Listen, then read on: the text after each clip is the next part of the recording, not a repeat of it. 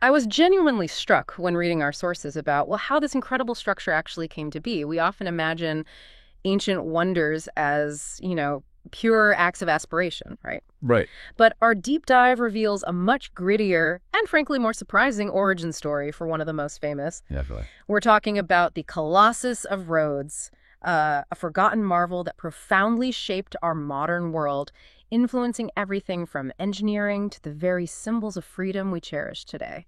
Our mission here is to take you beyond the myths, really extract the most important nuggets of knowledge and surprising facts that will leave you truly informed. And for this deep dive, we have a wonderfully rich set of source material.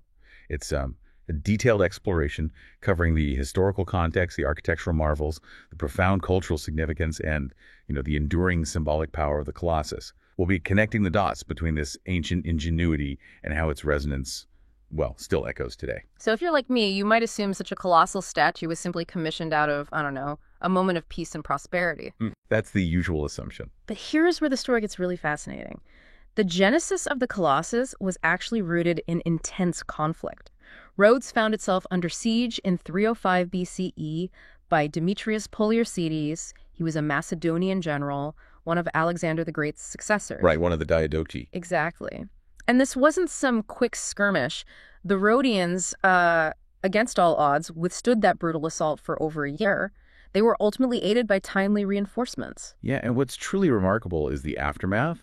When Demetrius finally retreated, he left behind this vast trove of military equipment, siege towers, weapons, armor, all the instruments of destruction. Just left it. Just left it. And instead of just discarding them, the Rhodians had this incredible transformative idea. Wow. They repurposed them. They melted down all that bronze and iron to build the Colossus itself. Wow. Think about that for a moment, turning the very tools of war, the symbols of the recent struggle, into a monument of peace and victory. That's powerful. It was a powerful symbolic act of unity, faith, and freedom, and quite shrewdly, an extremely cost-efficient way to fund such an ambitious project in a post-war economy.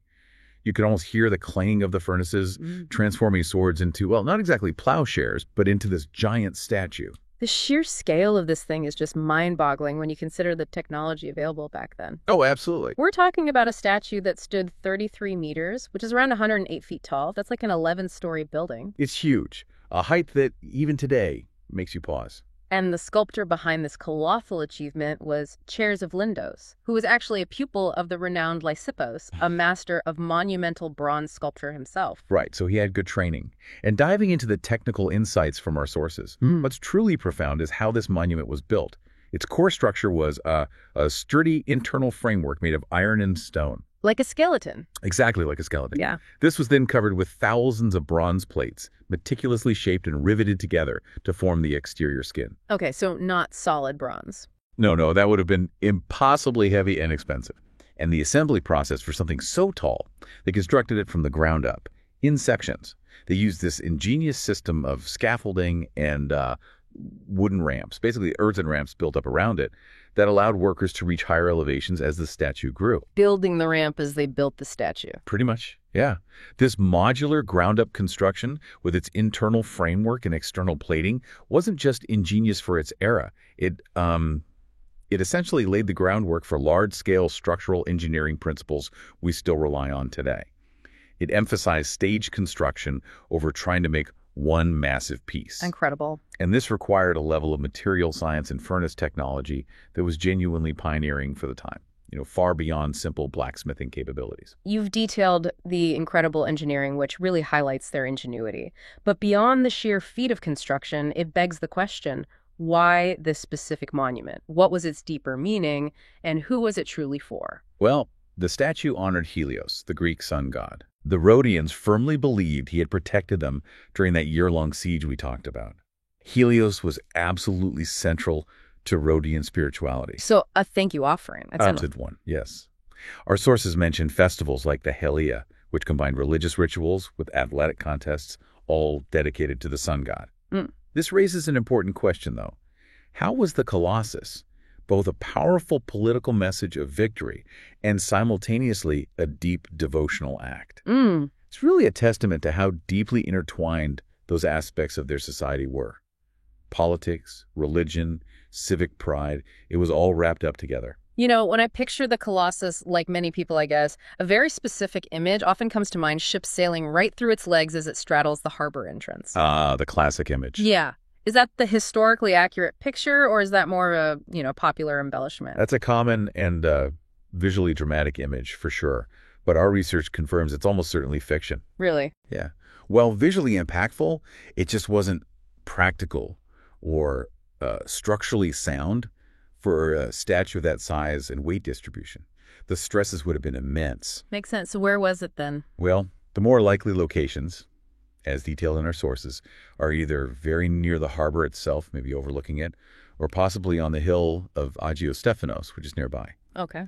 Both spots would have offered strategic visibility, you could see it from far out at sea, and also held spiritual resonance, being close to existing temples of Helios. Right, proximity to the temples. Exactly. Yeah. There are some possible remnants of foundations, potentially, near the Palace of the Grand Master, but modern alterations to the area over the centuries have made definitive investigation quite complicated.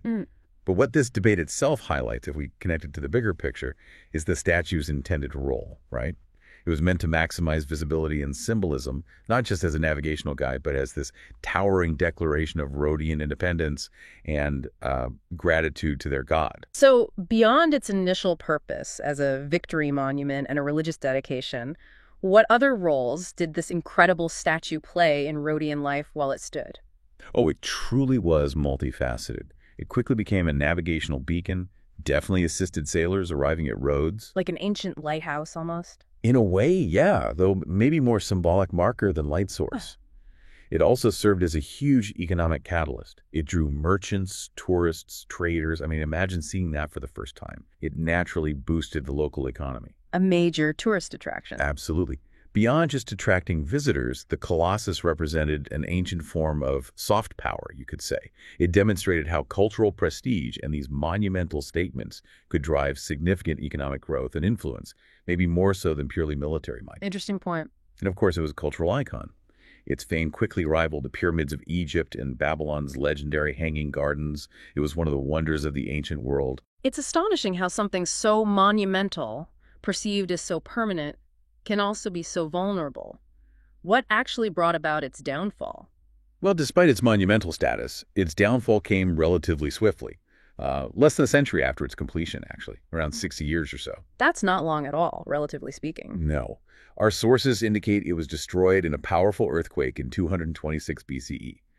This was a major event that also devastated the city of Rhodes itself. The whole city suffered. Yes. And what's fascinating here is that even in its ruins, its fragmented limbs and torso remained a major attraction for centuries. People still came to see the broken pieces. They did.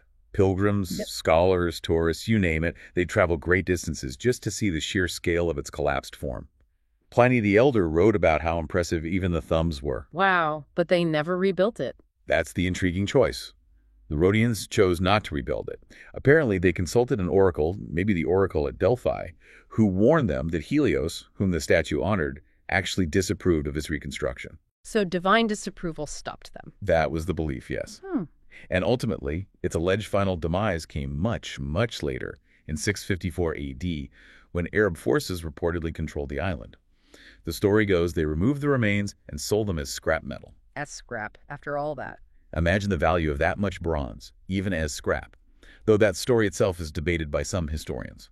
So what does this all mean for us today? I mean, despite its relatively short lifespan as a complete statue, the Colossus's legacy seems, well, colossal. Absolutely. It's huge.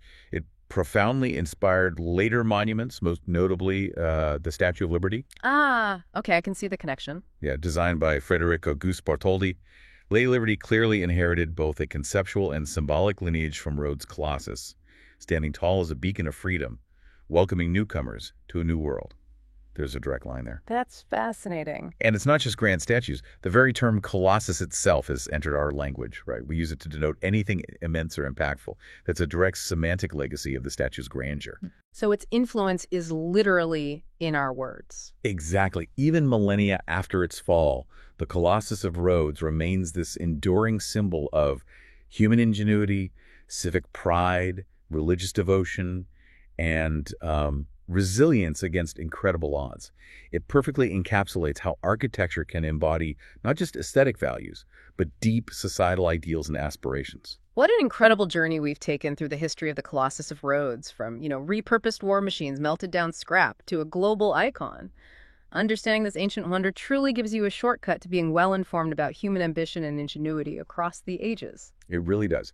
And here's maybe a final thought for you to mull over. Given the Rhodians chose not to rebuild the Colossus, based on that oracle's warning, what might our modern societies choose to forego rebuilding, or perhaps even start afresh, if we were guided by some kind of unexpected wisdom rather than simply pursuing grandeur for grandeur's sake? Something to think about.